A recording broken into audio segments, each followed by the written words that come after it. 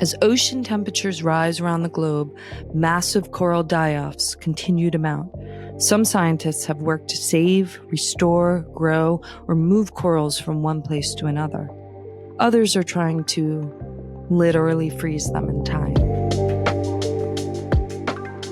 Hello, my name is Stranger Cat. I am a musician, a producer, a multimedia artist. My new album is called Slow Jam Love Letters to My Body in Pieces. It's available wherever you stream music, also on YouTube. I have a few songs on this album that really are inspired by my love for the ocean, and one of them is called Come My Darling to the Sea.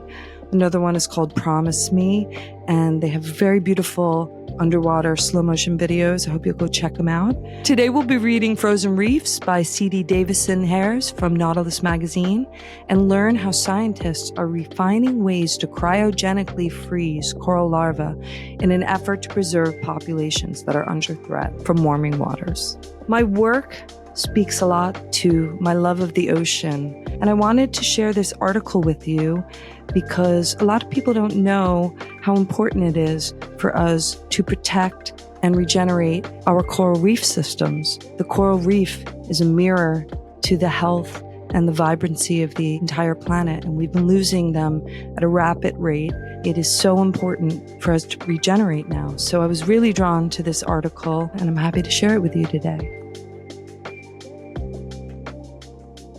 Inside a small, well-lit room in Apollo Beach, Florida, a team of scientists in white lab coats and purple gloves dip coral larvae in and out of liquid nitrogen, which spills out of blue containers as if miniature fog machines. The group's mission? Cryogenically freeze coral larvae, the coral's swimming offspring, in early development. If this team of scientists is successful, the larvae with which they work will be frozen in time and stored in biobanks. Perhaps they'll be reanimated in a few months, grown, and returned to the Florida reef system. Perhaps they'll wait years or even decades to be reawakened. As ocean temperatures rise around the globe, massive coral die-offs continue to mount. Some scientists have worked to save, restore, grow, or move corals from one place to another. Others are trying to literally freeze them in time. Currently up for indefinite preservation in the lab is pillar coral. It's just the most amazing coral ever, I think, says Mary Hagedorn, who is considered a pioneer of coral cryobiology and is a senior research scientist with the Smithsonian Institution. On a Caribbean reef, mature pillar coral might look like melted sandcastles or like rounded skyscrapers of a thriving underwater metropolis. They might resemble brain coral with a ropey maze-like exterior, or they may appear fuzzy with small waving tendrils. Florida's Fish and Wildlife Conservation Commission considers them a threatened species. Other organizations, such as the International Union for Conservation of Nature, have included the species on their red list as critically endangered.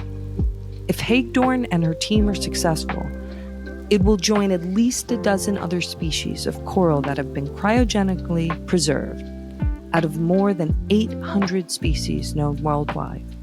Flash freezing living material takes precision. In the case of coral, that challenge is at least doubled because what we call coral is actually a consortium of the living animal. It is symbiont algae and microorganisms. Successes in the cryopreservation process for coral so far mostly involve innervating sexual materials such as the sperm and eggs, called gametes. Hagedorn's group takes the challenge one step further. In Apollo Beach, Hagedorn and a Smithsonian colleague linked up with the Florida Aquarium's Carrie O'Neill, director and senior scientist of the Coral Conservation Program, and a 9-person international group of scientists.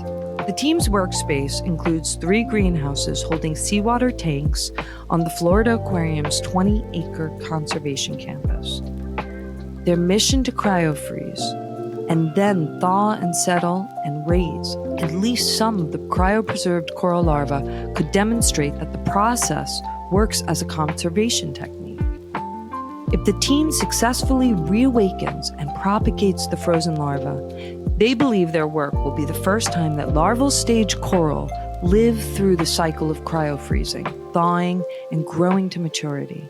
The Coral Research and Development Accelerator Platform, an international research consortium with backing from G20 nations, funds the project as part of an effort to bank corals.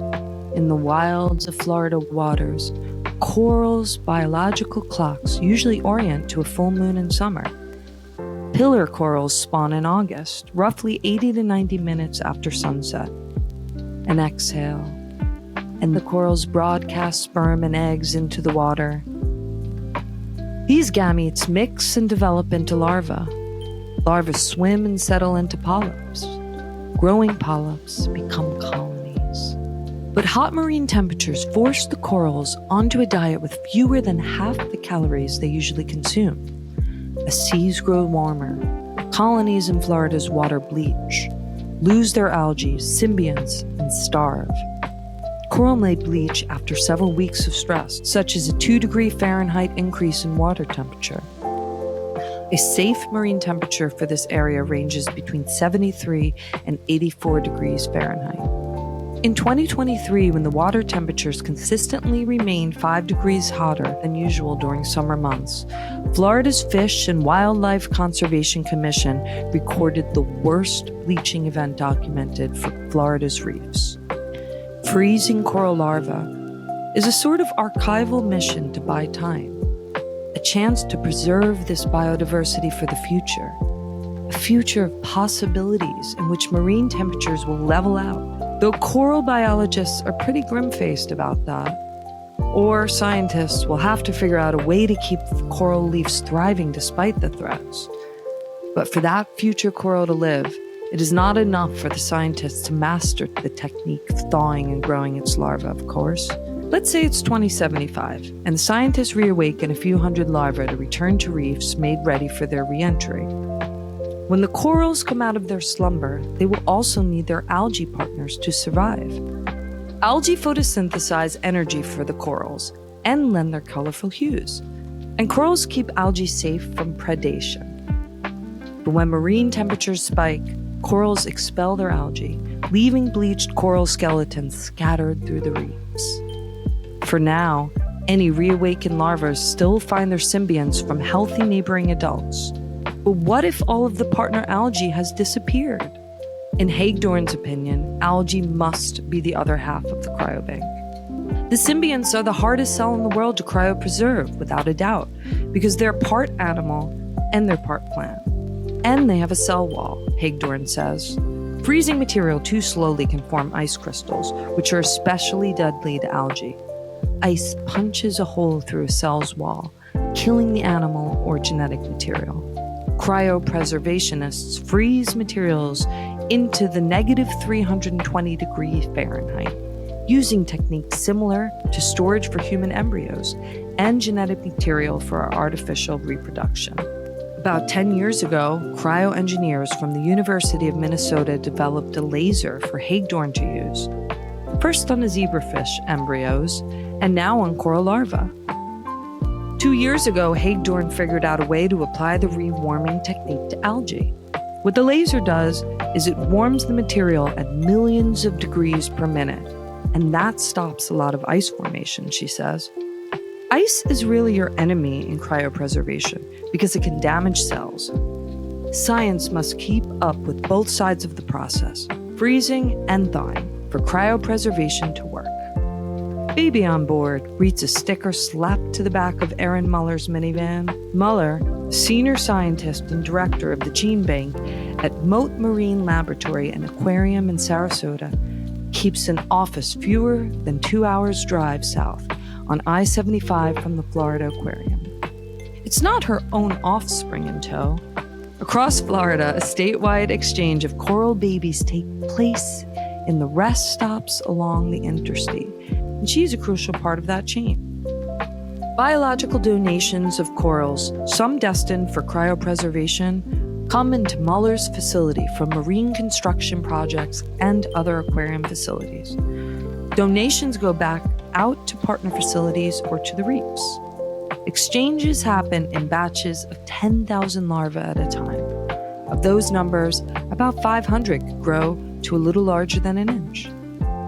Muller holds up her thumb and forefinger in an O about the size of a silver dollar to demonstrate. Muller arrived a few minutes late to our interview because the corals in our lab at Mote Laboratory took the team by surprise and spawned a day early. She's been kept busy debriefing on which species have spawned, mountainous star coral or boulder brain coral, and which other species they're waiting on. Her research focuses on identifying corals that are resilient to major threats, such as climate change and coral disease, and includes propagation. Growing corals to return to the reefs. Some members of Muller's lab team previously trained in cryopreservation techniques with Haig Doran, who's like the queen, Muller says. In spring 2023, part of the Mote team spent 6 weeks with Haig Doran in Hawaii, learning about cryopreserving coral gametes. Fresh sperm have a window of viability that lasts only a couple of hours, which poses a challenging deadline for scientists to match eggs to develop into larvae. But if they are frozen, these gametes wait in a biobank until scientists are ready to use them. Every single coral that we have spawn, we preserve the sperm so that we can start building our cryobank, Muller says. Roughly 20 minutes drive north of the Apollo Beach Conservation Campus, the Florida Aquarium maintains a proud coral reef conservation wing. O'Neill cameos on video kiosks instruct the nearly 1 million yearly visitors about the work the aquarium does to preserve corals in biobanks and holding tanks. On the screen, she lifts living books, small blocks about an inch wide each with corals growing from them. About 10 different native species, including the gregarious pillar coral, might one day go back into Florida's waters out of the efforts the aquarium supports to restore the state's coastal reefs. The scientists involved in this work feel increased urgency with each passing marine heat wave. The whole idea of this sort of global biobank for me was born out of watching the horrible things happening to Florida corals, Haig Doran says. My thought to you is, hold on. With a bit more liquid nitrogen, maybe they can stop, or at least pause, time to help figure out a future where corals thrive. Thanks for listening along with me. I'm so passionate about preserving our oceans and biodiversity through coral reefs. You can check out all my latest music and multimedia art on Spotify, Apple Music. Please follow me on Instagram. It's my artist's name, which is Stranger Cat with a C. I've got a lot of new music, a lot of art videos, some of them including underwater work, shows coming up, and all that fun stuff. So check it out. I love to share my creations with you. Have a great day.